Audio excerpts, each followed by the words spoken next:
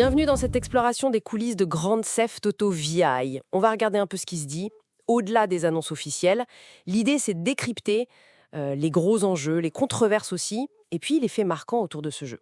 Le développement, les fuites, et bien sûr Lucia. Tout à fait. C'est important de comprendre un peu ce qui se trame derrière ce lancement qui est l'un des plus attendus de l'histoire du jeu vidéo, clairement. Alors pour commencer, le développement, ça a démarré quand déjà? En 2014, c'est ça? Oui, 2014, sous le nom de code Project Americas, et ils utilisent leur moteur maison, le Rage Engine. D'accord. Et niveau budget, là, on entend des chiffres assez fous. Ah oui, complètement fou. On parle d'une estimation entre 1 et 2 milliards de dollars. Ce serait potentiellement le jeu le plus cher jamais fait. 1 à 2 milliards! Oui. Et les attentes de vente sont proportionnelles. 40 millions de copies la première année pour environ 3,2 milliards de dollars de revenus espérés. Donc la pression, elle est énorme pour Rockstar. Et justement, avec toute cette pression, tout cet argent, on imagine que le développement, c'est pas un long fleuve tranquille. Ah non, loin de là. On a entendu parler de tensions internes, notamment avec cette histoire de retour obligatoire au bureau en avril 2024. Oui, ça a fait grincer des dents, ça. Exactement. Ça a ravivé les craintes de crunch, ces périodes de travail ultra intensifs. Il y a eu des départs, apparemment. Et tout ça, ça aurait joué dans le report de la sortie. Maintenant, on parle de mai 2026. C'est un peu le revers de la médaille de ces projets gigantesques, non? L'aspect humain. C'est souvent le cas dans l'industrie, oui. Mais là, avec cette échelle, c'est amplifié. L'investissement est dingue, mais le coût humain, le bien-être des équipes, c'est un vrai sujet. Et comme si ça suffisait pas, il y a eu l'affaire des fuites.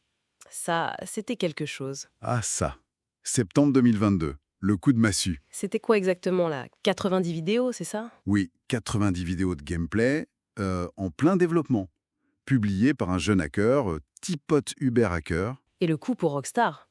On parle de chiffres. Directement, on estime à 5 millions de dollars. Sans compter les milliers d'heures pour gérer la crise, la com, tout ça. Un désastre en termes d'image, on imagine. Qualifié de désastre pillard, oui. Ça a montré des failles de sécurité assez évidentes, et ça a dû jouer sur le moral des équipes, c'est sûr. Mais est-ce que ça a vraiment freiné l'attente du public? Eh bien, c'est là que c'est paradoxal. L'impact sur l'excitation générale sur les précommandes, il semble assez limité, voire nul. C'est assez fascinant. Comment ils ont réagi, Rockstar, hein? Ils ont fait retirer les contenus avec les DMCA, la loi sur le copyright. Ils ont aussi limité les commentaires sur leur réseau, etc. Et puis, il y a eu une autre petite fuite sur PS5 en janvier 2025, histoire de remuer un peu le couteau. Ce qui est intéressant, c'est cette dualité, quoi.